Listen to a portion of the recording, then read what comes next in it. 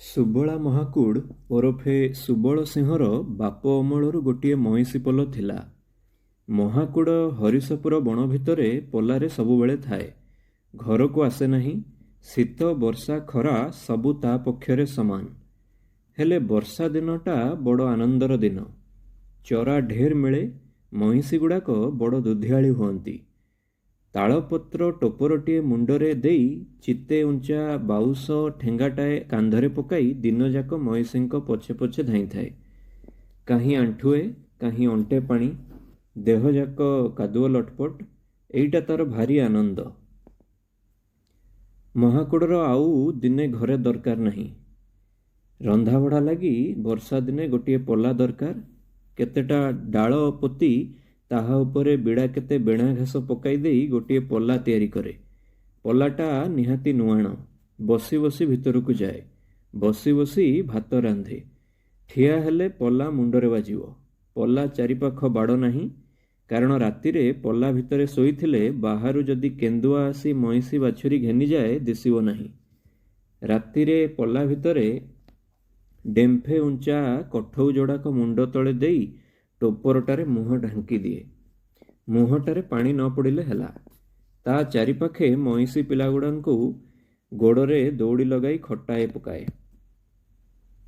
ବର୍ଷା ହେଲେ ମଇଁଷି ପିଲାର ମଇଳା ଓ ମୁତ ଧୋଇ ଆସି ପୋଲା ଭିତରେ ଲହଡ଼ି ଖେଳୁଥାଏ। ମହାକୁଡ଼ ତାହାରି ଉପରେ ଚେଙ୍ଗ ମାଛ ପରି ଲଟପଟ ହେଉଥାଏ।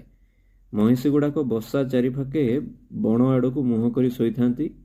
ରାତି 3 ପ୍ରହର ସରିକି ମଇଁଷିଗୁଡ଼ାକ ଉଠି ବଣକୁ ଚରିଯାଆନ୍ତି। ତେତେବେଳକୁ ମହାକୁଡ଼ ଜାଗ୍ରତ ଥାଏ। ଠେଙ୍ଗାଟି ତା ପାଖରେ ପଡ଼ିଥାଏ, କାରଣ ତେତିକି ବେଳେ ନେକେଡ଼ିଆ ଆସି ବାଛୁରୀଟା ଘେନି ପଳାଇ ପାରେ। ବଣ ଭିତରେ ମଇଁଷି ଗୋଟାଏ ନାକ ସିଟକା ଦେଲେ ବାଘ ଆସିଛି ବୋଲି ମହାକୁଡ଼ ଜାଣିପାରେ। ଆରେ ରେ ରେ କୁହାଟଟା ମାରି ଦେଲେ ଯେଡ଼େ ବଡ଼ ବାଘ ହଉ ଛାଡ଼ି ପଳାନ୍ତି। ବାଘଗୁଡ଼ାକ ମହାକୁଡ଼ ଡାକ ବାରିପାରନ୍ତି। ବଣରେ ଯେମିତି କୁକୁଡ଼ାଗୁଡ଼ାକ କୁକୁକୁ କରିବେ, ମଇଁଷି ପୋଲ ବସାକୁ ନେଉଟି ଆସନ୍ତି। ତେତିକି ବେଳେ ମହାକୁଡ଼ ଦୁହାଁଳି ମଇଁଷିଗୁଡ଼ାଙ୍କୁ ଛନ୍ଦି ଦୁହିଁ ପକାଏ। ଦିନ ଘଡ଼ିକି ସରିକି ମହାକୁଡ଼ାଣୀ ଦେବକୀ କାଣ୍ଡିଆକୁଣ୍ଡା ମିଶା ସେରେ ଚାଉଳର ଗୋଟିଏ ପୋଡ଼ପିଠା, 5 ସେର ଅକାଣ୍ଡିଆ ବରଗଡ଼ା ଚାଉଳ ଆଉ ଧୂଆଁପତ୍ର ବିଡ଼େ ଧରି ଗୋଠରେ ହାଜିର। ମହାକୁଡ଼ର ତେତିକି ମାତ୍ର ଦୈନିକ ଖାଦ୍ୟ। ସକାଳୁ ପିଠାଟି ଖାଇଦେଇ ସେରେ ନିରୁତା ମଇଁଷି ଦୁଧ ପିଇଦିଏ। ଦିନ 2 ପହର ସରିକି 2.5 ସେର ଚାଉଳ ଟିକିଏ ଫୁଟାଫୁଟି କରିଦିଅନ୍ତି। ବଣରୁ ଯଦି କିଛି କାଙ୍କଡ଼, ଡଙ୍କ, ମଟକା, ଫୁଟକୁଡ଼ି ମିଳିଥାଏ, ତାକୁ ସେହି ଚାଉଳରେ ପକାଇ ଦେଇଥାନ୍ତି। ତରକାରୀ ପାଇଁ ଶୋଚନା ନଥାଏ। ବକ୍ତରେ 2 ସେର ଚାଉଳ, 2 ସେର ନିରୁତା ମଇଁଷି ଦୁଧ ମୂଳ ଖାଦ୍ୟ। ବୋଇଲା ମଇଁଷି ମଣେ ନୁହେଁ ଚଣାଖିଆ, ଘୁଷୁରୀ ମଣେ ଧାଇ। ମହାକୁଡ଼ାଣୀ ଚାଉଳ ପିଠା ତେତିକ ଦେଇ ଘରର ଦୁଃଖ ସୁଖ, ଗାଁର ହାଲଚାଲ, ବନ୍ଧୁବାନ୍ଧବ, ଖବରାଖବର କହି ନିଇତି ଦୁଧ କଳସିଟି ମୁଣ୍ଡରେ ମୁଣ୍ଡେଇ ଘରକୁ ବାହୁଡ଼ି ଆସେ। ଗ୍ରୀଷ୍ମ କାଳରେ ମହାକୁଡ଼କୁ କିଛି ହରବରରେ ପଡ଼ିବାକୁ ହୁଏ। ବଣରେ ନାହିଁ ପାଣି। ଏଣେ ମଇଁଷିଗୁଡ଼ାକ 2 ପହର ଯାଏ ଜଳଜନ୍ତୁ ପରି କାଦୁଅ ପାଣିରେ ଡୁବିବେ। ନାକଟି ଖାଲି ଦିଶୁଥାଏ। କ'ଣ କରିବେ? ବଣରୁ ବାହାରି ପାଟକୂଳରେ ଆସି ପଡ଼ନ୍ତି। ସେଠାରେ ପାଣି ଆଉ ଚରାର ଅଭାବ ନଥାଏ। ମହାକୁଡ଼େ ବଡ଼ ଗୋଟାଏ ତାଳପତ୍ର ଛତା ପାଟକୂଳରେ ପୋତି ଦେଇ ତାହାରି ଭିତରେ ରୋଷେଇବାସ କରନ୍ତି ଓ ରାତିରେ କଠଉ ଯୋଡ଼ାକ ମୁଣ୍ଡରେ ଦେଇ ତେଲଗୁଣି ପୋକ ପରି ମୋଡ଼ି ମାଡ଼ି ଶୁଅନ୍ତି। ଶୋଇବା ପାଖରେ 2-3 ଗାଦି ମଇଁଷି ଗୋବର ଘଷିରେ ଧୂଆଁ ଜଳୁଥାଏ। ତେବେ ସୁଦ୍ଧା ପାଟକୂଳରେ କାଳିଆ କାଳିଆ ଡେଙ୍ଗା ଗଡ଼ିଆ ବଡ଼ ବଡ଼ଟା ମାନେ ଏତେ ମଶା ଯେ ସମ୍ଭାଳା ପଡ଼େ ନାହିଁ। ମହାକୁଡ଼ କ'ଣ କରିଥାନ୍ତି କି, ପାଟ ଭିତରୁ ହାଣ୍ଡିଏ ପଙ୍କ ଆଣି ଗୋଡ଼ ଆଙ୍ଗୁଠିଟାରୁ ଅଣ୍ଟା ଯାଏ ଲେପି ଦେଇ ଯା ଘେଳୁ ଭାଇଏ ମଶା କହି ଶୋଇପଡ଼େ। ପିଠି ହାତ ପୋଡ଼ି ଉଠିଲେ ଚାପଡ଼ା ଚାପଡ଼ାକେ 2-3 ପୁଞ୍ଜା ମଶା ଦଳି ହୋଇଯାଏ। ଟିକେ ନିଦ ଭାଙ୍ଗିଗଲେ ଆଲୋ ମାଳତୀ, ଆଲୋ ଶୁକିରି, ଆଲୋ କାଳି କୁହାଟି ଦିଅନ୍ତି। ମଇଁଷିଗୁଡ଼ାକ ମହାକୁଡ଼ କଥା ବୁଝନ୍ତି। ଦୂରରେ ଥିଲେ ପାଖକୁ ଆସନ୍ତି। ଓଲିଆ ମଇଁଷି ବେକରେ କାଠ ଘଣ୍ଟି ବନ୍ଧା ଥାଏ। ଫାଶ ଫନ୍ଦା ଡାଳୁଅ ବିଲରେ ପଡ଼ିଲେ ଧାଇଁ ଯାଇ ବାଡ଼େଇ ଆଣନ୍ତି। ବର୍ଷେ କ'ଣ ହେଲା କି ଅଚାନକ କାହୁଁ ଠାକୁରାଣୀ ଆସି ପୋଲରେ ପଶିଗଲା। ଦିନ 8ଟା ଭିତରେ 2.5 ବଡ଼ିଆ ପୋଲଟା ଏକାବେଳକେ ପଟାରୁଟ। ମହାକୁଡ଼ଙ୍କର ତ ଅଣ୍ଟା ବସିଗଲାଣି। ଗାଲରେ ହାତ ଦେଇ ବସିଥାନ୍ତି। ମହାକୁଡ଼ାଣୀ ଆସି କହିଲେ, କିରେ ମହାକୁଡ଼, ତୁ ଏମିତି ବସି ଭାବୁଛୁ କିଆଁ? ଅଣ୍ଟା ବସିଗଲାଣି? ଓହୋ, ଏ ଲାଗି ଗୋଟାଏ ଭାବନା। ଯାହା ହବାର ହେଲା। ଆରେ ମୋ ଭାଇ ଗୋଠରୁ, ବୃନ୍ଦାବାରିକ ଗୋଠରୁ ଦୁଧ କାଟ ଆଣି ଲଗାଇଦେବି ବେପାର। ବର୍ଷ 2ଟା ଭିତରେ ଯେ ପୋଲକୁ ସେ ପୋଲ ଗୋଟି ଗୋଟି ଗଣିନେ। ମହାକୁଡ଼ କ'ଣ କଲେ କି, ଠାକୁରାଣୀ ଦାଢ଼ ବାହୁଡ଼ା ପିଲା ପିଚକା ଯେ 2-4 ଖଣ୍ଡ ଲାଙ୍ଗୁଳ ଥିଲା ବିକିବାକି ଦେଇ ଜମିଦାରର 4 ପୋଲରେ ସେଠ ହେଲେ। ଏଡ଼େ ବଡ଼ ଚାକିରି ହେବାରୁ ମହାକୁଡ଼ାଣୀ ତ ବଡ଼ ଖୁସି। ଗାଁରେ ତାକୁ କେହି ସେଠାଣୀ ନ କହିଲେ ଭାରି କଳି କରେ। ମାଇକିନିଆ ହେଉ, ମିଣିପ ହେଉ, ବାଡ଼େଇବାକୁ ଧାଏଁ। ଶୀତଦିନିଆ ପୁଲିସ ସାହେବ ମକ୍ରାମପୁର ଫାଣ୍ଡି ତଦାରଖ କରିବାକୁ ଯାଇଥିଲେ। ଫାଣ୍ଡି ପାଖ ତୋଟାରେ ଡେରା ପଡ଼ିଥାଏ। ଡେରା ପାଖକୁ ଅଧକ୍ରୋଶ ଦୂରରେ ପାଟ। ସରାଳି, କାଜ, ମାଣିକଜୋଡ଼, ଜଳଫିମ୍ପି, ପାଣିହଂସ, ଚକୁଆ, ଦୋବେକିଆ,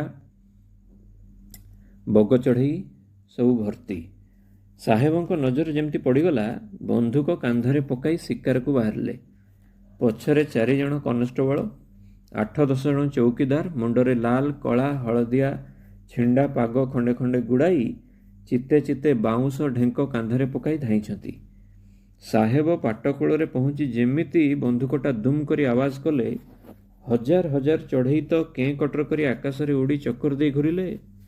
ବୋଧହୁଏ ସେମାନେ ତଳକୁ ଅନାଇ ବିଚାର କରୁଥିବେ, କାଳେ ଦେଖା ନାହିଁ ଶୁଣା ନାହିଁ, ଆଜି ଏଟା କ'ଣ? ଏଟା ତ ଧଳା ମଣିଷ ପରି ଦିଶୁଛି, ଏଟା କ'ଣ? ସେମାନେ ଆପଣା ଆପଣା ଭିତରେ ଯେଉଁ କଥାଭାଷା ହେଉଥିଲେ, ସେଇଟାକୁ କହୁଛୁ କେଁ କଟର। ଯୋଡ଼ାଏ କାଜ ଦେହରେ ଛିଟା ବାଜି ଡେଣା ଓ ଗୋଡ଼ ଭାଙ୍ଗିଗଲା। ହେଲେ କ'ଣ ହେଲା, ଠା ନ ପଡ଼ି ଖଣ୍ଡି ଉଡ଼ା ଦେଇ ଯାଇ ପାଟ ମଝିରେ ପଡ଼ିଲା। ଯାଉଛି କିଏ? ସାହେବ ତ ସମସ୍ତଙ୍କ ମୁହଁକୁ ଅନାଉଛନ୍ତି। ଜଣାଅଛି ପାଟ ମଝିଟା ତାଳେ ଗହୀର। ମଣିଷ ଖିଆ କୁମ୍ଭୀର ଯୋଡ଼ାଏ ବି ଥିବାର ଶୁଣାଅଛି। କନେଷ୍ଟବଳମାନଙ୍କର ତ ଡ୍ରେସ୍ ଭିଜିଯିବ। ଚୌକିଆ ଗୁଡ଼ାକ ତ ଗାଉଁଲିଆ, ପହଁରି ଜାଣନ୍ତି ନାହିଁ। ଅସଲ କଥା, କାହାରି ମନକୁ ଭରସା ଖଟୁ ନାହିଁ ଯେ ଯିବ। ସାହେବ ନହେଲେ ଜୋରିମାନା କରିବ, ନୁହେଁ ଚାକିରି ଛଡ଼ାଇ ଦେବ। ଜାଣି ଶୁଣି ଗୋମୁହାଁ କୁମ୍ଭୀର ମୁହଁକୁ କି ଯିବା? ସେତିକିବେଳେ କ'ଣ ହେଲା କି, ଆମ୍ଭମାନଙ୍କର ସେଠେ ପୋଲ ତନଖି କରିବାକୁ ଯାଇ ସେଠି ପାରିଧି ଦେଖୁଥିଲେ। କୁହା ନାହିଁ, ବୋଲା ନାହିଁ, କ'ଣ ମନକୁ ଆସିଲା, ହୁଡ଼ୁ ହୁଡ଼ୁ କରି ପାଣିରେ ପଶିଗଲେ। ଦଣ୍ଡକ ଭିତରେ କାଜ 2ଟାକୁ ଆଣି ସାଇବ ଆଗରେ ଥୋଇଦେଲେ। ସାଇବ ତ ମହା ଖୁସି। ଗୋଡ଼ରୁ ମୁଣ୍ଡ ଯାଏ 3 ଥର ଅନାଇଲେ। 5 ହତା ମର୍ଦ, ବାହୁ ଯୋଡ଼ାକ ଗୋଲ ଗୋଲ, ମୋଟା ମୋଟା 2 ହାତର ରେକା ପାଇବ ନାହିଁ। ମୁଠୁଣିଏ ଚଉଡ଼ା ଛାତି, ଚକା ମୁହଁ, ଚଉଡ଼ା ନାକ, ଜଙ୍ଘ ଗୁଡ଼ାକ ସଳଖ ମୋଟା ଶାଳଗଜା ପରି। ସାଇବ ଭାରି ଖୁସି ହୋଇ ପଚାରିଲେ, ତୁମ କଣ ହେଅ? ମଣିମା, ମୁଁ ଜମିଦାର ପୋଲର ସୁବଳ ସେଠ। ସାହେବ, ତୁମ କନେଷ୍ଟବଳ ନୌକରି କରେଗା? ସେଠିଏ ଟିକିଏ ଗୁମ୍ ମାରି ରହିଲେ। ଦଣ୍ଡକ ବାଦ କହିଲେ, ମୁଁ ଘର ଆଡ଼େ ନ ବୁଝି କହିପାରୁନାହିଁ। ସାହେବ ବୁଝିପାରିଲେ ନାହିଁ। ଜମାଦାର ମୁହଁକୁ ଚାହିଁଲେ। ଜମାଦାର ଇଂରେଜୀ ପଢ଼ୁଆ ବୋଲି ଚୌକିଦାରମାନଙ୍କୁ ଜଣା। ଆମ୍ଭେମାନେ ଜାଣୁ ସେ ଫାଷ୍ଟ ବୁକ୍ ଖଣ୍ଡକ ବିଲକୁଲ ପଢ଼ିଥିଲେ, ଆଉ କାଗଜରେ ଇଂରାଜୀରେ ଦସ୍ତଖତ କରନ୍ତି। ସେ ମହାକୁଡ଼ କଥା ଇଂରାଜୀରେ ସାହେବକୁ ବୁଝାଇଦେଲେ। ସାର୍, ଦିସ୍ ଗୋଆଲା Mahakud said he ask his wife if he tell he will constable. ସାହେବ ମନ ମଧ୍ୟରେ ଟିକିଏ ହସିଲେ। ଅସଲ କଥାଟା ବୁଝିବାକୁ 2 ମିନିଟ୍ ଡେରି ହେଲା। ପକେଟରୁ ନୋଟବୁକ୍ ବାହାର କରି ଲେଖିଲେ, Subal Singh is fit to be a constable. He seems to be a clever man. He is stout and strong and knows how to show respect to the fair sex. ହୁକୁମ ଦେଲେ, ତୁମ କାଲ ଫଜର ଡେରା କା ପାସ ହାଜର ହୋ। ସୁବଳ ସିଂହ ସାହେବଙ୍କ ଅର୍ଦ୍ଦଳି। ସାହେବ ତ ଭାରି ଶିକାର ପ୍ରିୟ। ଶିକାର ସରଞ୍ଜାମ ତାହା ଜିମା ଥାଏ। ସୁବଳ ସିଂହ ନଥିଲେ ସାହେବ ଶିକାରକୁ ବାହାରି ପାରନ୍ତି ନାହିଁ। ସୁବଳ ଉପରେ ସାହେବଙ୍କ ଅନୁଗ୍ରହ ଦେଖି ଭଲ ଭଲ ଲୋକମାନେ ତାହାର ଅନୁସରଣ କରିଥାନ୍ତି। ସେଥିରେ ତାହାର ଦରମା ମାସିକ 9 ଟଙ୍କା ଛଡ଼ା ଉପୁରି 2-4 ପଇସା ବେଶ ରୋଜଗାର ହୁଏ। ହେଲେ ସବୁ ଦେବକୀ ହିସାବ କରିନିଏ। କେବେ କାଳେ ସିଂହର ଟଙ୍କା ମସେ ବେଜାଏ ଖରଚ ଧରା ପଡ଼ିଲେ ଦେବକୀ ଖପା ହୋଇ ଗାଳିଦିଏ, କାଠ ଖିଆ, ତୁ ତ ଟଙ୍କା ଏଇ ରକମ ଉଡ଼େଇବୁ, ପର ଘର ଗୋଲାମୀ କରୁଛୁ କିଆଁ? ଆଉ ଗୋଟିଏ କଥା, ମା କୋଉଠୁ ସିଂହ ହେଲାରୁ ଦେବକୀ ନାମ ହେଲା ସିଙ୍ଗାଣୀ। ସେ ଆପେ ଗାଁ ଯାକ ଏହି ନାମ କହି ଆସିଲା। ସିଂହଙ୍କର 2-3 ବର୍ଷ ଚାକିରି ବାଦେ ଥରେ ପୁଲିସ ସାହେବ ମେଜିଷ୍ଟ୍ରେଟ ସାହେବ ମିଶି ଡୋମପଡ଼ା ବଣକୁ ଶିକାର କରି ଯାଇଥିଲେ। ମେଜିଷ୍ଟ୍ରେଟ ସାହେବ ଗୋଟେ କେନ୍ଦୁଆକୁ ଯେମିତି ଗୁଳି କରିଛନ୍ତି, ହେଲା ଅଣ୍ଟା ଗୁଳି। କେନ୍ଦୁଆଟା ଗୋଟିଏ ଝୁମ୍ପୁଡ଼ି ଲଟା ଭିତରେ ପଶି ଗର୍ଜନ କରୁଥାଏ। ସାଇବ ସଙ୍ଗରେ 100 କଡ଼ା ବେଠିଆ, ଯୋଡ଼ାଏ ହାତୀ, ଘାଉଲା କେନ୍ଦିଆ ପାଖକୁ ଯାଉଛି କିଏ? ଘାଇଲା ବାଘ, ଧଇଲା ଯମ ଏକା କଥା। ପୁଲିସ ସାହେବ ସୁବଳ ସିଂହ ମୁହଁକୁ ଚାହିଁଲେ। ସିଂହେ ଉଁ କି ଚୁଁ ନ କରି ପଶିଲେ ବଣରେ।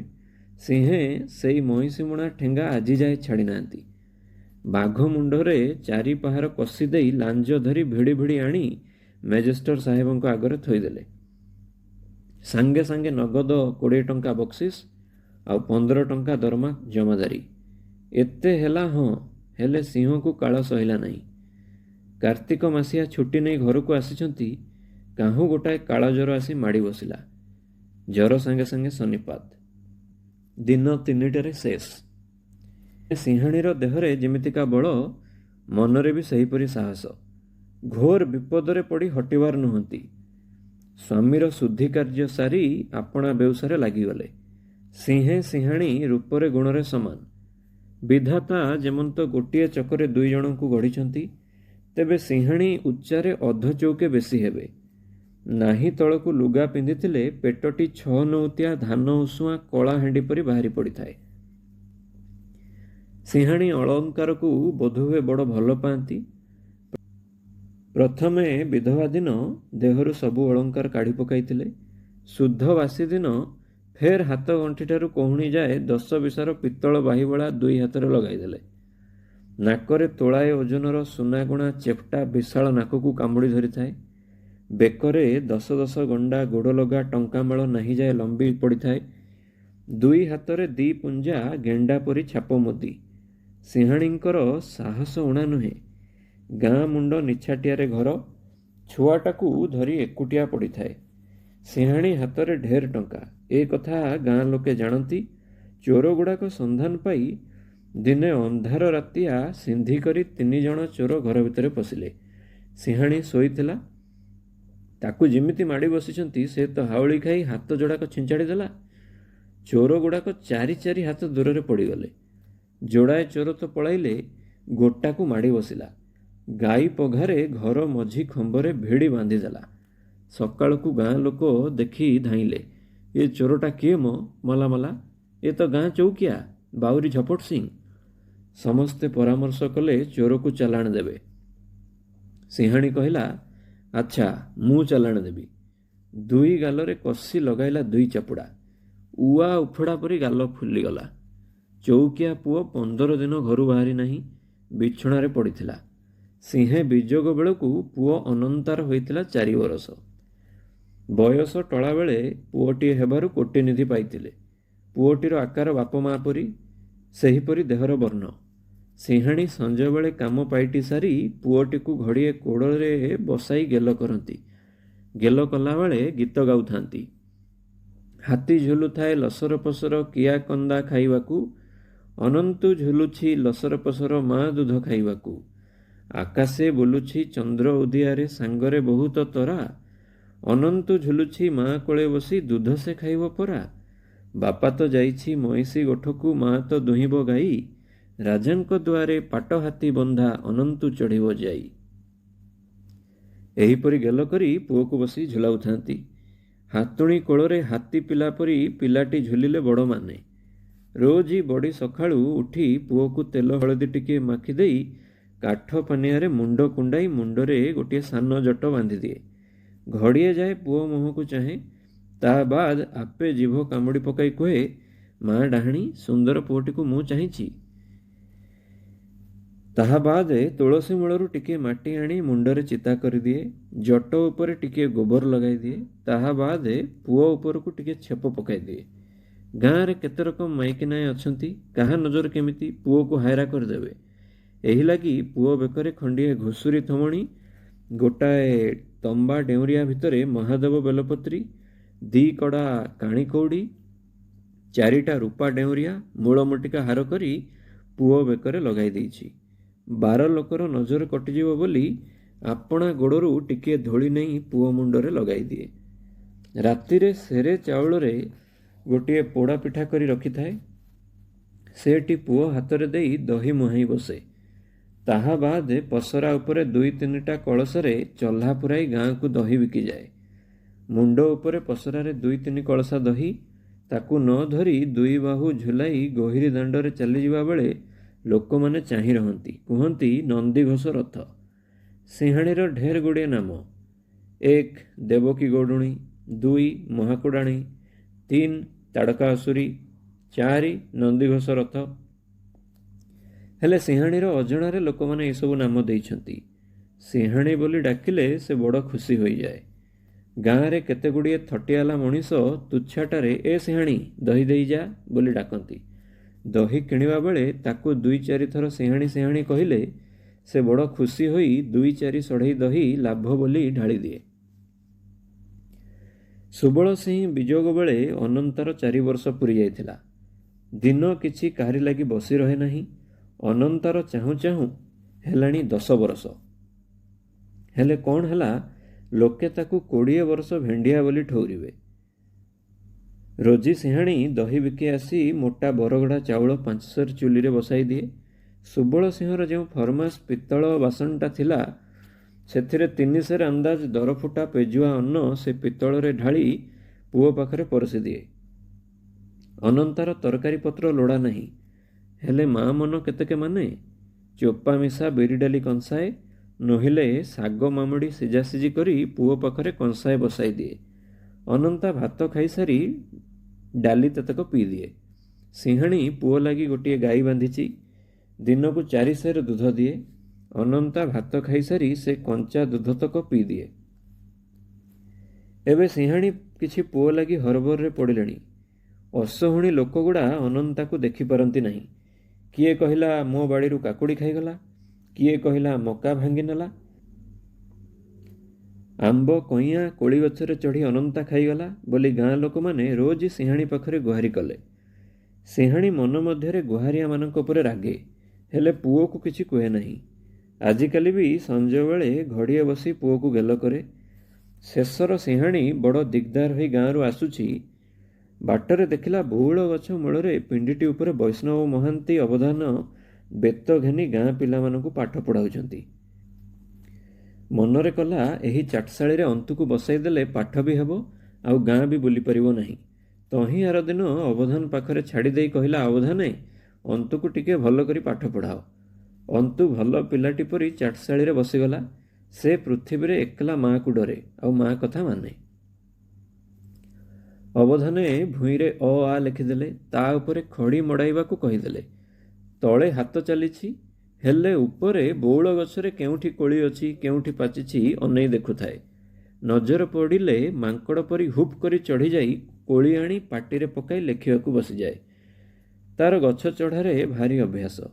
ତା ତେନ୍ତୁଳି ଗଛକୁ ମାଙ୍କଡ଼ ଆସିଲେ ଉପରକୁ ଉଠିଯାଇ ମାଙ୍କଡ଼ ଲାଙ୍ଗୁଡ଼ ଧରି ତଳେ କଚାଡ଼ି ମାରି ପକାଏ। ଗଛ ଚଢ଼ାରେ ମାଙ୍କଡ଼ ତା ସାଙ୍ଗରେ ପାରିବେ ନାହିଁ। ଏଣେ କେତେଟା ଦିନ ଭିତରେ ଅବଧାନେ ଅଥୟ ହୋଇଗଲେଣି। ତା ଡରରେ ଚାଟଶାଳୀରୁ ଆଉ ଟିକିଏ ଗୋଡ଼ କାଢ଼ି ପାରୁନାହାନ୍ତି। ଟିକିଏ ଅବଧାନେ ପଛ କଲେ ଚାଟଶାଳୀରେ ଭାରି ଗୋଟାଏ ଚହଳ ପଡ଼ିଯାଏ। କେ ପିଲାକୁ ପେଲିଦେଲା, କାହାକୁ ଧକ୍କା ମାରେ, କାହା ଗୋଡ଼ ଧରି ଟାଣିଲା, କାହାକୁ କଚାଡ଼ି ଦେଲା, ଏହିପରି ଲାଗେ। ଆଉ ପିଲେ ତାହାକୁ ବାଡ଼ାଇଲେ ତାର ଭାରି ଆନନ୍ଦ। ସେ କାହାରିକୁ ବାଡ଼ାଏ ନାହିଁ, ହେଲେ ତାକୁ ଡରରେ ବାଡ଼ଉଛି କିଏ? ଅବଧାନେ ପହିଲେ ପହିଲେ ସିଂହାଣୀର ଡର, ଆଉ ସେ ଦହି ବିକି ସାରି ବାହୁଡ଼ା ବେଳେ ଅବଧାନଙ୍କ କଂସାରେ ଯେ 4 ସଢ଼େଇ ଚହ୍ଲା ଢାଳି ଦେଇଯାଏ, ତେତିକି ଲୋଭରେ ଅନନ୍ତାକୁ କିଛି କହୁଥିଲେ ନାହିଁ। ମଣିଷ ଡର ଓ ଲୋଭରେ ଢେର ଢେର କାର୍ଯ୍ୟରୁ ନିବୃତ୍ତ ହୁଏ, ଆଉ ସମ୍ଭାଳି ପାରିଲେ ନାହିଁ। ଧରିଲେ ବେତ, ପହିଲେ 2 ପାହାର, 4 ପାହାର, 6 ପାହାର ପଟାପଟ କରି ପିଟିଲେ, ହେଲେ ଅନ୍ତା ସେଥିକି ଅନାଇବାକୁ ନାହିଁ। ଅବଧାନେ ପିଟିଲା ବେଳେ ବଉଳ କୋଳିକୁ ଅନାଇଥାଏ, କେବେ କେବେ ମାଡ଼ ଜାଗାଟା ଆଉଁସି ଦିଏ। ଆଉ ଚାଟ ଟୋକାଏ କହନ୍ତି ମହାଦେବର ବେଲପତ୍ରୀ ଉଣା ଅନନ୍ତର ମାଡ଼ର ଉଣା ନାହିଁ। ଚାଟଶାଳୀରେ ଏତେ ଯେ ମାଡ଼ ତା ମା ହେଲେ କିଛି ଜାଣିପାରେ ନାହିଁ। ଅନ୍ତା ସବୁ ଭୁଲିଯାଏ। ଚାଟଶାଳୀରୁ ବାହାରିବା ବେଳେ ସେ ମାଡ଼ କଥା ତାର ମନେ ଥାଏ ନାହିଁ। ଏଇ ରକମ 4-5 ମାସ ଗଲା। ଅନନ୍ତା ଅ ଅକ୍ଷରଟା ଲେଖି ସାରି ଆ ମଡ଼ାଉଛି। କେତେ ଖଣ୍ଡ ବେତ ଛିଡ଼ିଗଲାଣି, ଅବଧାନେ ଆଉ ପାରୁନାହାନ୍ତି। ତାକୁ ବାହାର ବି କରିଦେଇ ପାରୁନାହାନ୍ତି। ଚହ୍ଲା ମନ୍ଦାକ ବନ୍ଦ ହେଇଯିବ ଯେ। ଦିନେ ଅବଧାନେ ଆଉ ପାରିଲେ ନାହିଁ। ବେତ ଫୋପାଡ଼ି ଦେଇ 2-4 ଖଣ୍ଡ ବିଛୁଆତି ଛଡ଼ି ଆଣିଲେ। ଗୋଡ଼ରେ, ହାତରେ, ପିଠିରେ 10-20 ପାହାର କଷିଦେଲେ। ସେହିଦିନ ଅନନ୍ତକୁ ଟିକେ ବାଧିଲା, ହେଲେ ଆଖିରୁ ପାଣି ପଡ଼ିନାହିଁ। ଚାଟ ଟୋକାଙ୍କ ଆଗରେ କହିଲା, ଶଳା ମହାନ୍ତିକି ମୁଁ ଦେଖିବି। ତହିଁ ଆରଦିନ କ'ଣ ହେଲା କି, ଅନ୍ତା ଏକ ଧ୍ୟାନରେ ବସି ଅକ୍ଷର ମଡ଼ାଉଛି। କାହାକୁ ଅନାଇବାକୁ ନାହିଁ। ଭାରି ଭଲ ପିଲାଟିଏ। ଅବଧାନେ ଟେରେଇ ଟେରେଇ 2-4 ଥର ତାହାକୁ ଅନାଇଲେଣି। ଭାରି ଖୁସି। ମନରେ କଲେ ଏଡ଼େ ସୁନ୍ଦର ଉପାୟ ଥିଲା। ହାୟ ହାୟ, ଆଗରୁ କିଆଁ ନ କଲି। ଦିନ ପହରକ ସମୟରେ ଅବଧାନଙ୍କୁ ପଦା ଆଡ଼େ ତଲବ ହେଲା। ଡାକିଦେଲେ, ଆରେ ନିଆଁ ଆଣରେ, ଧୂଆଁପତ୍ର ଆଣରେ, ନୋଟା ଆଣରେ। ପୁଞ୍ଜାଏ କି 6ଟା ଚାଟ ଟୋକା ଧାଇଁ ଯାଇ ସବୁ ଠିକ୍ କରିଦେଲେ। ଅବଧାନଙ୍କ ସବୁ କାମ ପିଲାମାନେ କରନ୍ତି। ଅବଧାନଙ୍କର ଗୋଡ଼ ଘଷା, ପାଲଟା ଲୁଗା କଚା, ସଙ୍କୁଡ଼ି ଧୁଆ, ବିଲକୁଲ କାମ ପିଲାମାନେ କରନ୍ତି। ଯେଡ଼େ ବଡ଼ ଲୋକର ପୁଅ ହେଉ ପଛକେ ଅବଧାନ ଗୋଡ଼ ଘଷିବ। ଗୁରୁଙ୍କ ଗୋଡ଼ ଘଷିଲେ ପାଠ ଆସେ। ଅବଧାନ ପିକାଟିଏ ଭଲ କରି ମୋଡ଼ିଲେ।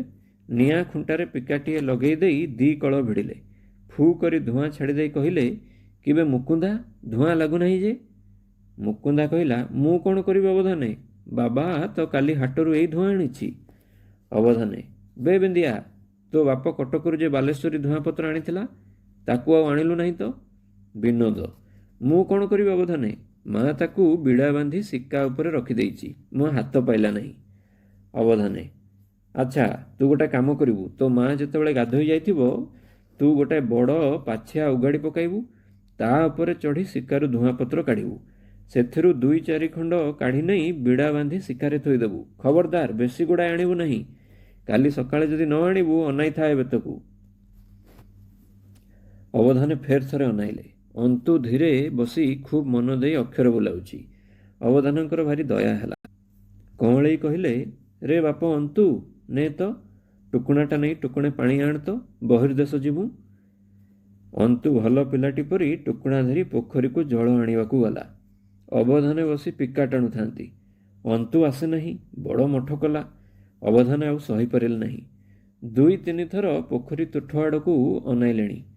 ସେଠାରୁ ଉଠି ପିକା ଭିଡ଼ି ଭାଡ଼ି ତୋଠ ଆଡ଼କୁ ଧାଇଁଲେ। ଅନ୍ତୁ ଟୁକୁଣାଟି ଧରି ଆଡ଼ି ଉହାଡ଼ରେ ଲୁଚି ପଡ଼ି ଅବଧାନକୁ ଅନାଉଥିଲା, ଆସୁଥିଲା ନାହିଁ। ଅବଧାନ ଉପରେ ଯେମିତି ନଜର ପଡ଼ିଛି, ଧୀରେ ଧୀରେ ପାଖକୁ ଚାଲି ଆସିଲା। ଅବଧାନଙ୍କ ହାତରୁ ଟୁକୁଣାଟି ଏମିତି ବଢ଼ାଇ ଦେଲା, ଯେମିତିକି ଟୁକୁଣାର ପାଣିକୁ ଅବଧାନଙ୍କର ନଜର ନ ପଡ଼େ। ଅବଧାନେ ଡେବିରି ହାତ 5 ଆଙ୍ଗୁଳିରେ ଟୁକୁଣା ଫନ୍ଦଟି ଧରି ଡାହାଣ ହାତରେ ପିକା ଭିଡ଼ି ଭିଡ଼ି ଗାଁର ଶେଷ ମୁଣ୍ଡର ଗହୀର ବିଲକୁ ବହିର୍ଦେଶ ଗଲେ। ଅଧଘଣ୍ଟାଏ ହୋଇନାହିଁ, ଅବଧାନେ ତ ବିଲରୁ 4 ହାତ ଚିଲା ମାରି ରଡ଼ି ଛାଡ଼ି ଧାଇଁଛନ୍ତି। ଲୁଟା କେଉଁଠି ପଡ଼ିଲାଣି, ଲୁଗା ଖଣ୍ଡ ପଡ଼ିଥାନ୍ତା, ହାତରେ ଜାବୁଡ଼ି ଧରିଛନ୍ତି, ହେଲେ ଅଧା ଲଙ୍ଗଳା। ରେ ଅଳପଇସିଆ ରେ, ରେ ସର୍ବନାଶିଆ ଅନ୍ତାରେ, ମାରି ପକାଇଲା ରେ। ଯେମିତି ଚାଟଶାଳୀରେ ପହଞ୍ଚିଗଲେ, ଧରିଲେ ବେତ। କାହିଁ ଅନ୍ତା, ଆଉ ଅନ୍ତା, ଅନ୍ତା ଅନ୍ତର୍ଧ୍ୟାନ। ଅବଧାନେ ଚାଟଶାଳୀର ଏ ମୁଣ୍ଡରୁ ସେ ମୁଣ୍ଡ ଗଡ଼ାଗଡ଼ି କରୁଛନ୍ତି। ପାଣି ପାଣି ରଡ଼ି ଛାଡ଼ିଲେ। ଗୋଟିଏ ପିଲା ଧାଇଁ ଯାଇ ତାଙ୍କ ରୋଷେଇ ଘର ମାଠିଆରୁ କଂସାଏ ପାଣି ଆଣି ଦେଲା। ସେହି ପାଣିରେ ହାତ ଧୋଇ ପକାଇ ଯେମିତି ଗୋଟାଏ କୁଳକୁଞ୍ଚା କରିଛନ୍ତି, କଂସା ଖଣ୍ଡ 5 ହାତ ଦୂରକୁ ଫୋପାଡ଼ି ଦେଇ ବାପାଲୋ ମାଲୋ ବୋଲି କହି ଗଡ଼ିଲେ। ଆଉ ରଡ଼ି କରିପାରୁନାହାନ୍ତି, ଖାଲି ଗଁ ଗଁ ଗର୍ଜୁଛନ୍ତି। ମୁହଁଟା ଭାରି ଫୁଲିଗଲାଣି। ଆଖି ପତା ଫୁଲିଯାଇ ମାଡ଼ି ପଡ଼ିଲାଣି। ଆଖିକୁ ଦିଶୁନାହିଁ। ଗାଁ ଲୋକ ଉଜାଡ଼ି ପଡ଼ିଲେ। କ'ଣ ହେଲା କହି 2-4 ଜଣ ଅବଧାନଙ୍କୁ ଧରି ପାଣିରେ ପକାଇଲେ। ସଞ୍ଜବେଳ ସରିକି ଅବଧାନଙ୍କୁ ବଡ଼ ଶୀତ ଲାଗିଲା। ପାଣିରୁ ଛାଙ୍କି ଆଣି ପାଏ ଖସା ତେଲ ଅବଧାନଙ୍କ ଦେହଯାକ ଘଷିଲେ। ତେତେବେଳେ ଅବଧାନଙ୍କ ପାଟିରୁ କଥା ବାହାରିଲା, ହେଲେ ମୁହଁଟା ଆଟିକା ପରି ଫୁଲି ଯାଇଛି। ଭଲ କରି କଥା କହିପାରୁନାହାନ୍ତି। ଅବଧାନେ ଜଣାଇଲେ, ଭାରି ଭୋକ। ଆଉ ତ କିଛି ଖାଇପାରିବେ ନାହିଁ।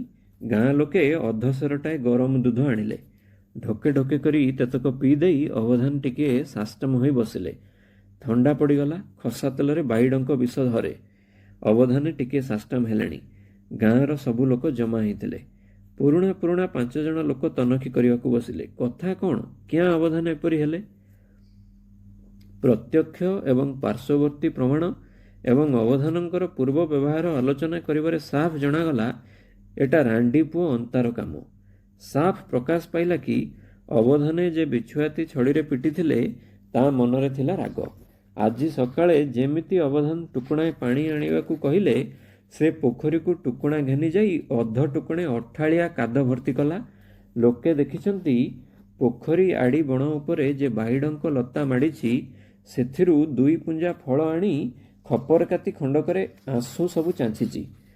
ଟୁକୁଣାରେ ଅଧେ ଆଂଶୁ ମିଶାଇ ଦେଇ ଆଉ ଗୁଡ଼ାଏ ପତ୍ର ଖଣ୍ଡରେ ପୋଟଳା କରି ଆଣ୍ଟିରେ ଖୋସିଥିଲା। ଅବଧାନେ ଯେମିତି ପଦାଆଡ଼େ ଯାଇଛନ୍ତି ତାଙ୍କ ରନ୍ଧାଘରେ ଯେଉଁ ପାଣି କୁମ୍ଭେ ଥିଲା ସେଥିରେ ମିଶାଇ ଦେଇ ପଳାଇ ଯାଇଛି। ଅବଧାନଙ୍କ ମନରେ ତ ଥିଲା ରାଗ। ବେତ ଧରି ଉଠି ପଡ଼ିଲେ। ମୁଁ ଆଜି ରାଣ୍ଡି ପୁଅ ଅନ୍ତାକୁ ଦେଖିବି। ବାହାରିଲେ ଅନ୍ତା ଦୁଆରକୁ। ଗାଁ ଲୋକ ସମସ୍ତେ ମନା କରୁଛନ୍ତି। ରାଗ ବେଳେ ମଣିଷର ଥାନଜ୍ଞାନ ଥାଏ ନାହିଁ। ଖଣ୍ଡେ ବାଟରୁ ଡାକୁଛନ୍ତି, ଲୋ ଦେବକୀ ଗୌଡ଼ୁଣୀ, ଲୋ ଦେବକୀ ଗୌଡ଼ୁଣୀ, ସେ ରାଣ୍ଡି ପୁଅ ଅନ୍ତା ଅଳପଇସିଆ କାହିଁ? ସିଂହାଣୀ ସେତେବେଳକୁ ସବୁ କଥା ଶୁଣିଲେଣି। ପୁଅକୁ ଘର ଭିତରେ ଲୁଚାଇ ଦେଇ ଦାଣ୍ଡ ପିଣ୍ଡାରେ ବସିଥିଲେ। ଅବଧାନ କଥା କାନରେ ଯେମିତି ପଡ଼ିଛି ଘର ଭିତରୁ ବାହାର କଲେ ସେହି ମହିଷିମୁଣା ଠେଙ୍ଗା। କୁହାଟଟାଏ ମାରି ଡାକିଦେଲେ, ଆରେ ଅଳପଇସିଆ, ମାହାନ୍ତି ଗୋଲାମ, ଡାକୁଣି ଖିଆ ନଈଶୁଆ, ମୋ ଗିରସ୍ତ ଥିଲା ସାହିବ ଘର ଜମାଦାର, ମୁଁ ସିଂହାଣୀ। ମୋତେ କହିବୁ ଦେବକୀ ଗୌଡ଼ୁଣୀ, ମୋ ପୁଅକୁ କହିବୁ ଅଳପଇସିଆ? କିରେ ତୋତେ କିସ ଲାଗିଲାଣି କିରେ? ରହ ତ ମାହାନ୍ତି ଟୋକାକୁ ଦେଖେ। ସିଂହାଣୀ ମୁଣ୍ଡରେ ଲୁଗା ନାହିଁ। ଡେମ୍ଫେ ଡେମ୍ଫେ କେତେକେରା କଞ୍ଚା ପାକଲା ବାଳ ଫରଫର ଉଡ଼ୁଛି। କାନ୍ଧରେ ଠେଙ୍ଗା। ସେହି ବିକଟାଳ ରଡ଼ି ଶୁଣି ଅବଧାନଙ୍କ ତ ପିଳେଇ ପାଣି ହେଲାଣି। ସିଂହାଣୀର ଦେହବଳ ଅବଧାନଙ୍କୁ ଭଲ ଜଣା। ଦିନେ କ'ଣ ହେଲା କି ସକାଳ ଓଳିଆ ସିଂହାଣୀ ଗାଁକୁ ନଈବନ୍ଧ ଉପର ବାଟ ଦହି ବିକି ଯାଉଛି। ତେତିକି ବେଳେ ବିନୋଦ ବିହାରୀ ମନ୍ଦିର ମାରଣା ଷଣ୍ଢଟା ବିନ୍ଧିବାକୁ ତଡ଼ି ଆସିଲା। ସିଂହାଣୀ ଗୁମ୍ କରି ଛିଡ଼ା ହୋଇଯାଇ ଧଇଲା ଷଣ୍ଢର ଶିଙ୍ଗ। ମୁଣ୍ଡ ଉପରେ ପସରାରେ 3 ମାଠିଆ ଘୋଳ, ତାକୁ ଧରିବାକୁ ନାହିଁ। ଷଣ୍ଢ ସିଂହ ଧରି କଢ଼େଇ କଢ଼େଇ ବନ୍ଧ ଧାରକୁ ଘେନିଗଲା। ଯେମିତି ପେଲି ଦେଇ ସିଂହ ଛାଡ଼ି ଦେଇଛି, ଷଣ୍ଢ ତ ପୁଟୁଳି ପରି ଗଡ଼ି ଗଡ଼ି ଯାଇ ନଈ ଭିତରେ ପଡ଼ିଲା। ସେହି ଦିନକରୁ ଷଣ୍ଢ ଛୋଟା, ମାରଣା ପଣିଆ ବି ଛାଡ଼ିଲାଣି। ଏଟା ଅବଧାନଙ୍କ ଆଖି ଦେଖିବା କଥା। ଭୟରେ ଅବଧାନଙ୍କ ପଳାୟନ। ବାଘୁଣୀ ମୃଗକୁ ଗୋଡ଼ାଇଲେ ସେ ଯେମିତି ପଳାଏ, ଅବଧାନେ ସେହିପରି ପଡ଼ି ଉଠି ଧାଇଁଛନ୍ତି। ଆଣ୍ଠୁ ଗଣ୍ଠି ଛିଡ଼ି ଝରଝର ରକ୍ତ ବହୁଛି। ସିଂହାଣୀ କାନ୍ଧରେ ଠେଙ୍ଗା ଭାଲୁକାଣୀ ପରି ଅବଧାନ ପଛରେ ଧପ୍ ଧପ୍ କରି ଧାଇଁଛନ୍ତି। ଧାଇଁବା ବେଳେ ସେହି ବିଶାଳ ପେଟଟି ଦଲ ଦଲ ଶୁଭୁଛି। ହାତରେ ସେ ପିତ୍ତଳବାହୀ ବଳା ଗୁଡ଼ାକ ପାଏ ବାଟ ଯାଏ ଝମଝମ ଶୁଭୁଛି। ସିଂହାଣୀର ସେହି ରଡ଼ିରେ ଗାଁ କମ୍ପି ଯାଉଛି। ଅବଧାନେ ଗାଁ ମଝିରେ କେଉଁଠି ଅନ୍ଧାରରେ ମିଶିଗଲେ। ସିଂହାଣୀ ଡାକିଦେଲା, ଆରେ କାଠକିଆ ମାହାନ୍ତି ଗୋଲାମ, ମୋ ପୁଅକୁ କୁଆଡ଼େ ଲୁଚାଇଛୁ ଆଣିଦେ। ଜାଣିଥା କାଲି ସକାଳେ ପିତ୍ତଳ ବାହିରେ ତ ମୁଣ୍ଡ ଚୂନା କରିବି। ହେଲେ ଅବଧାନଙ୍କୁ ତହିଁ ଆରଦିନ ସକାଳଠାରୁ କେହି କେବେ ସେ ଗାଁରେ ଆଉ ଦେଖିନାହିଁ।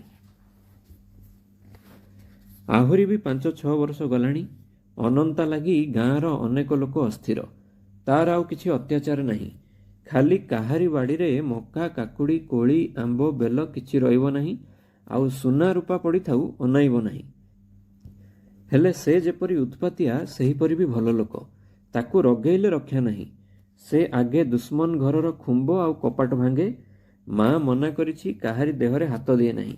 ଏଣେ ସାକୁଲା ସାକୁଲି ଟେକାଟେକି କରି ତାକୁ 2 କଥା କୁହ, ତୁମ ଗୁହ କାଢ଼ିବ।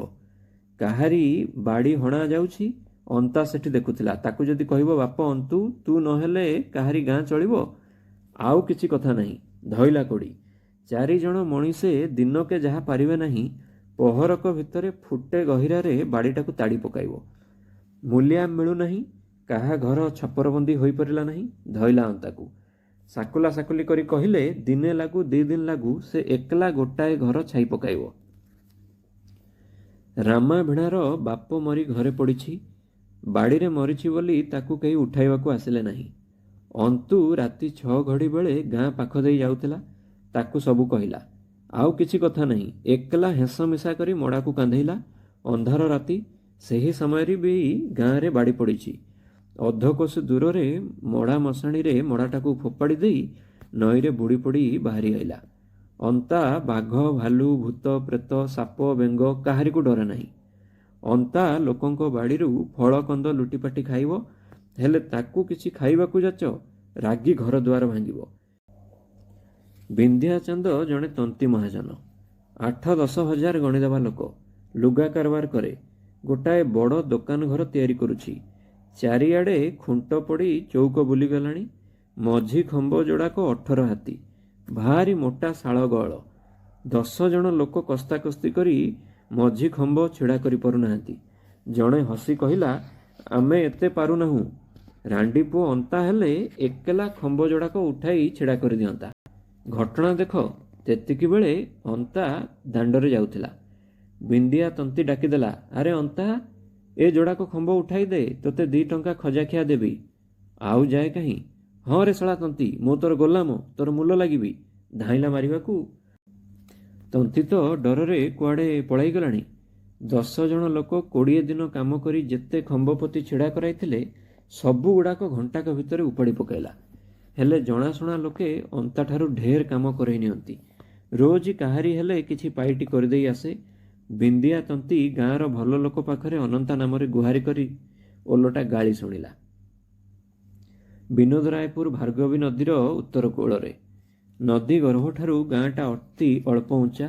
ବଢ଼ି ପାଣିରୁ ଗାଁ ରକ୍ଷା ନିମନ୍ତେ ସରକାର ବାହାଦୁର ଗୋପାଳପୁର କତିରୁ ରାମନଗର ଯାଏ 18 ମାଇଲ ଲମ୍ବା 20 ହାତ ଓସାର 10 ହାତ ଉଞ୍ଚା ଗୋଟାଏ କୂଳବନ୍ଧ ପକାଇଛନ୍ତି। ସେ ବନ୍ଧ ଯୋଗୁଁ ନଈକୂଳିଆ ଢେର ଗାଁ ଆଉ ବିଲବାଡ଼ି ରକ୍ଷା ପାଏ। ବିନୋଦରାୟପୁର ଗୋଟାଏ ବଡ଼ ଧନବନ୍ତ ଗାଁ। ଗାଁ ତଳେ କଳିନ୍ଦ ବିଲ ଢେର। ଗାଁରେ ପ୍ରାୟ 200 ଘର ବସ୍ତି। ସମସ୍ତେ ଥିଲା ଲୋକ। କେହି କାହାରିକୁ ଅଦୁର୍ଜା ହୁଏ ନାହିଁ। ସରକାରୀ ବଡ଼ ବଡ଼ ଅମଲା, ଇସ୍କୁଲ ମାଷ୍ଟର, କାରବାରିଆ ମହାଜନ, କଲିକତିଆ ଚାକିରିଆ ଢେର। ଅଶେଣ ମାସ ଦୁର୍ଗାପୂଜା ସମୟ। ବିଦେଶିଆ ସବୁ ଘରକୁ ଆସିଛନ୍ତି। ନାଚ ତାମସା, ଖିଆପିଆ ଦିନ ରାତି ଲାଗିଛି। ଗାଁଟା ଆନନ୍ଦରେ ଭାସୁଛି। ଫି ବର୍ଷ ଏହି ସମୟରେ ଗାଁଟାରେ ବଡ଼ ଜାରି ହୁଏ। ଷଷ୍ଠୀ, ବେଲବରଣ। ସଖାଳିଆ ଉତ୍ତର ଦିଗରୁ ଖଣ୍ଡେ ମେଘ ଦେଖାଗଲା। ସୂର୍ଯ୍ୟ ଉଇଁ ମେଘରେ ଡୁବିଗଲେ। ମେଘଟା ଦେଖୁ ଦେଖୁ ଆକାଶ ଯାକ ଘୋଟିଗଲା। ସାଙ୍ଗେ ସାଙ୍ଗେ ପବନ।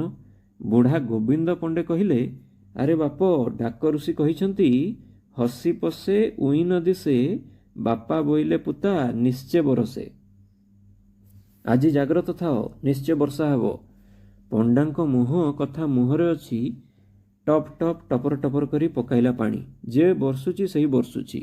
ଷଷ୍ଠୀ, ସପ୍ତମୀ, ଅଷ୍ଟମୀ, ନବମୀ ସଞ୍ଜ ହେଲା। ପାଣି ଛାଡ଼ିବାକୁ ନାହିଁ।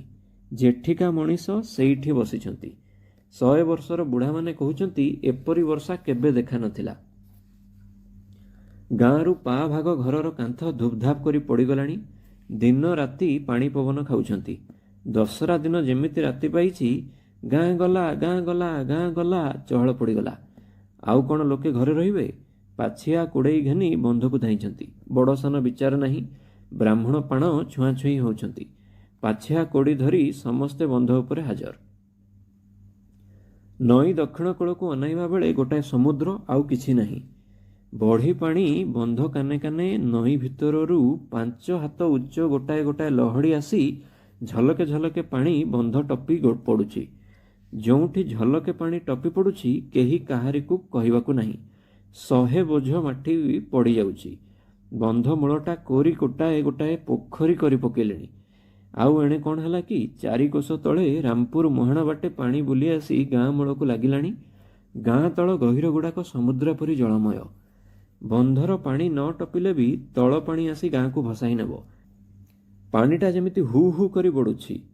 ଗାଁ ଭିତରେ ପାଣି ପଶିଲା ବୋଲି ଘରେ ଆଉ ରନ୍ଧାବଢ଼ା କ'ଣ ହେବ?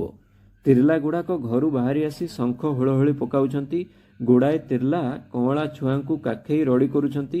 ଶଙ୍ଖ, ହୁଳହୁଳି, ହରିବୋଲ କାନ୍ଦଣାରେ ଗାଁଟା ଉଛୁଳି ପଡ଼ୁଛି। ସୂର୍ଯ୍ୟ ଡୁବେ ଡୁବେ ଗାଧୁଆ ତୁଠ ବାଟେ ଗାଁକୁ ପଶିଲା ପାଣି। ଦେଖୁ ଦେଖୁ 5 ହାତ ଗହୀର ହୋଇଗଲା। ଚଉଡ଼ାଟା ବି ବେଳକୁ ବେଳ ବଢ଼ି ଯାଉଛି। ପିଚକାରୀ ମୁହଁରୁ ପାଣି ବାହାରିଲା ପରି ବେଗରେ ପାଣି ଗାଁକୁ ଧାଉଁଛି। ହରି ବୋଲ ଗଲା ଗଲା। ଆଉ କିଛି କଥା ନାହିଁ। ଉଛୁଣି ସମୁଦ୍ରରେ ସମସ୍ତଙ୍କୁ ଜାକିଦେବ। ପାଣି ସୁଅ ବନ୍ଦ ପାଇଁ 100କୁ 100 ବୋଝ ମାଟି ପଡ଼ୁଛି, ମାତ୍ର ମୁଠାଏ ବି ରହୁନାହିଁ। ସୁଅ ଭସାଇ ନେଉଛି। ଏତେ ଯେ କାଣ୍ଡ, ଅନ୍ତାର ହେଲେ କାହିଁରେ ଚିନ୍ତା ନାହିଁ। ସକାଳୁ ଭିଜି ଭିଜି ଗାଁର ଚାରିପିଠି ବୁଲୁଛି। ଲୋକମାନଙ୍କ ବାଡ଼ିରୁ ଗଛ ମିଶା ମକା କାକୁଡ଼ି ଭାସି ଆସୁଛି, ତାହା ସବୁ କେବଳ ଅଣ୍ଟାରେ ପୁରାଉଛି। ଯେତେବେଳେ ଗାଧୁଆ ତୁଠ କତିରେ ଭାରି ହୁରି ପଡ଼ିଲା, ତେତେବେଳେ ହସି ହସି କ'ଣ ହେଉଛି ମଜା ଦେଖିବା ପାଇଁ ଧାଇଁଲା। ଦେଖିଲା ଯେ ଗାଁକୁ ଗୋଟାଏ ଭାରି ପାଣି ସୁଅ ଧାଇଁଛି। ଶୁଣିଲା ଯେ ଗାଁ ଭାସିଯିବ। ଭଲ କରି ଅନାଇ ଧାଇଁଲା ଗାଁ ଭିତରକୁ। ବିନୋଦ ବିହାରୀ ଠାକୁର ସିଂହଦୁଆର କବାଟଟା 5 ହାତ ଉଞ୍ଚା 4 ହାତ ଚଉଡ଼ା। ତାକୁ କାଢ଼ି ପକେଇ ମୁଣ୍ଡାଇ ଧାଇଁଛି। ଦାଣ୍ଡ ପାଖରେ ପାର୍ବତୀ ମାଆର ମେଲାରେ ଗୋଟାଏ ଢେଙ୍କି ପଡ଼ିଛି, ତାକୁ ଜଣା। ଢେଙ୍କି କାଢ଼ି କାଖେଇଲା। ମୁହାଣରେ କପାଟଟାକୁ ଆଡ଼ କରି ଠିଆ କରିଦେଇ ଢେଙ୍କିଟା ଠେକାଇ ଦେଲା। ଆଉ ପିଠି ଭିଡ଼ି ଦେଇ କପାଟଟାକୁ ପେଲି ଧଇଲା। ତାହା ବାଦ ପାଟି କଲା, ପକାଅ ମାଟି ପକାଅ ମାଟି। କେବଳ ଡାକୁଛି, ପକାଅ ମାଟି ପକାଅ ମାଟି ପକାଅ ମାଟି। କପାଟ ଦୁଇ ପାଖରୁ 100 ମାଟି ଝୁପ୍ ଝୁପ୍ ପଡ଼ୁଛି। ଅନ୍ତା ଛାତି ଯାଏଁ ମାଟି ହେଲାଣି। ଡାକୁଛି, ଅନନ୍ତା ବେକ ପୋତିଗଲାଣି। ସେଥିକି ତାର ନଜର ନାହିଁ। ଯେତେବେଳେ ଓଠ କତିରେ ମାଟି ପଡ଼ିଲା, 2 ଥର ଡାକିଦେଲା, ହରି ବୋଲ ଦିଅ ମାଟି ପକାଅ, ହରି ବୋଲ ଦିଅ ମାଟି ପକାଅ। ଆଉ ଅନ୍ତା ପାଟି ଶୁଭିଲା ନାହିଁ। ମାଟି ସେହିପରି ପଡ଼ୁଛି। ପାଣି ସୁଅଟା ବନ୍ଦ ହୋଇଗଲା। ଲୋକମାନଙ୍କର ଭରସା ହେଲା। ଟିକିଏ ନିଶ୍ୱାସ ପକାଇଲେ। ତେତେବେଳେ ଖୋଜିଲେ ଅନ୍ତା କାହିଁ? ଆଉ ଅନ୍ତା? ତା ମୁଣ୍ଡ ଉପରେ 2 ହାତ ମାଟି। ଡାକ ପଡ଼ିଲା, ଧନ୍ୟ ଧନ୍ୟ ରାଣ୍ଡିପୁଅ ଅନ୍ତା। ପିଲା, ବୁଢ଼ା, ମାଇକିନିଆ, ମର୍ଦ୍ଦ, ଗାଁର ହଜାର ହଜାର ଲୋକ ସମସ୍ତେ ହରିବୋଲ ଦେଉଛନ୍ତି। ସମସ୍ତେ କହୁଛନ୍ତି, ଧନ୍ୟ ଧନ୍ୟ ରାଣ୍ଡିପୁଅ ଅନ୍ତା। ଦୈବ ଯୋଗେ କ'ଣ ହେଲା କି ବର୍ଷା ବନ୍ଦ। ନଈରୁ ଫୁଟେ ପାଣି ଖସି ପଡ଼ିଲାଣି। ଅନ୍ତା ମା ପିଣ୍ଡାରେ ବସିଥିଲା। ହୁରି ଆନନ୍ଦ ଶୁଣି କହିଲା, କ'ଣ ହେଲା ଦେଖେ। ପୁଅଟା ବି ଆସିଲା ନାହିଁ, ଡାକି ଆଣେ। ତା ସ୍ୱାମୀର ଠେଙ୍ଗା କାନ୍ଧରେ ପକାଇଲା। ଘର କୁଆଟଟା କିଳିଦେଇ ବାହାରିଲା। ଯେମିତି ଦାଣ୍ଡରେ ଯାଉଛି, ଶୁଣିଲା ଯେ ସମସ୍ତେ କହୁଛନ୍ତି, ଧନ୍ୟ ଧନ୍ୟ ଅନ୍ତା। ସମସ୍ତେ ତା ଗୋଡ଼ ତଳେ ପଡ଼ି କହୁଛନ୍ତି, ଧନ୍ୟ ଧନ୍ୟ ତୋ ପୁଅ। ସିଂହାଣୀ ସଳଖେ ସଳଖେ ତୁଠ କତିକି ଚାଲିଗଲା। ସବୁ ଶୁଣିଲା, କାହାରିକୁ କିଛି କହିଲା ନାହିଁ। ବନ୍ଧ ଚାରିପାଖ ବୁଲି ଦେଖିଲା। ବନ୍ଧ ମଝିକୁ ଅନେଇଛି, ଚାରିପାଖ ବୁଲୁଛି। ତୁଠ ମଝିକି ନଜର ଅଛି, ନଈ ଆଡ଼କୁ ପିଠି। ବନ୍ଧ ତଳେ ଯେ 10 ହାତ ପାଣି, ତାକୁ ତ ସେ କଥା ଅଜଣା। ଯେମିତି ନଈ ଆଡ଼କୁ ବୁଲି ଯାଇଛି, ଧପାସ କରି ଗୋଟାଏ ଶବ୍ଦ ହେଲା। ହାଁ, କ'ଣ ହେଲା କହି ଲୋକମାନେ 2ଟା 4ଟା ମଶାଲ ଆଲୁଅ ନଈକୁ ଦେଖାଇଲେ। କୂଳଠାରୁ 5 ହାତ ଦୂରରେ ପାଣି ଭିତରେ ଗୋଟାଏ ଗାତରେ ମେଞ୍ଚାଏ ଫେଣ, ଭଉଁରୀଟିଏ ବୁଲୁଛି। 10 ହାତ ତଳକୁ ଖଣ୍ଡିଏ ବାଉଁଶ ବାଡ଼ି ଭାସି ଯାଉଛି।